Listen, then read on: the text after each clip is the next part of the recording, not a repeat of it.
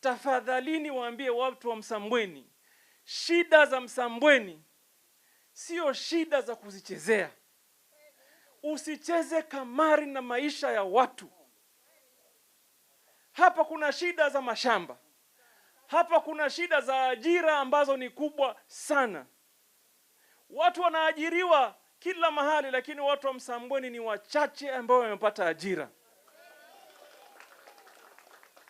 Nikitembea mimi siku 3, siku 4 leo niko hapa, naona watu wengi tu hawana ajira.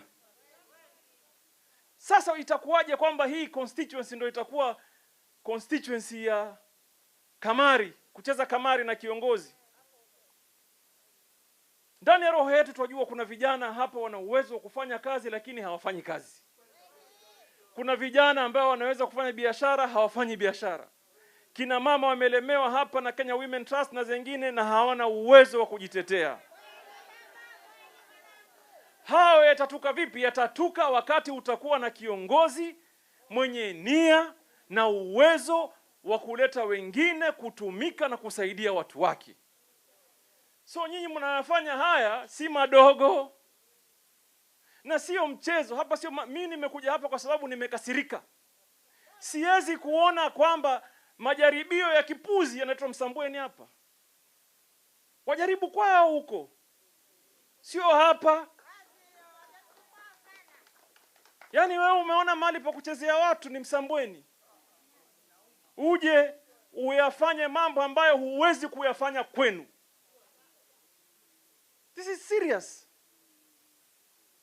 Shida zote hizi boga ambazo nataka kuzitatua, ama shida za Msabweni ambazo zinafaa zitatuliwe, zinaweza kutatuliwa wakati kiongozi anafanya kazi sahihi na serikali. Wewe una shida ya shamba, uenda kutafuta mtu ambaye hana chama, anayemsaidia, ametoka serikalini. Ukiwa na shida utakwenda wapi? Boga akiwa na shida atanipigia simu mimi wa kwanza, atapigia Raila Amolo Odinga wa pili, atapigia Uhuru Kenyatta wa 3, akienda kwa mawaziri atapokelewa, akienda kwa permanent secretary atapokelewa. Na lisipotendeka wengine wana uwezo wa kuingilia kwa sababu boga yuko ndani ya nini? Serikali. Sasa sisi tunataka kupeleka vijana wetu jeshi.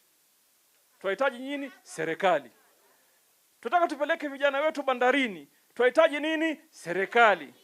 Tunataka kuwapa kina mama uwezo wa biashara. Tunahitaji nini? Serikali. Alafu kuna mtu yuaje kuwaambia watu wa Msabweni wachaneni na serikali? Tena kama ni zamani sawa, lakini saa hii ambaye mimi mwenyewe niko kwa serikali. Na alafu pia nataka niwaambie Msabweni, msihukumiwe na jimbo la Pwani. Msihukumiwe kwamba hamkuyaona ya mbele na ya siku za usoni.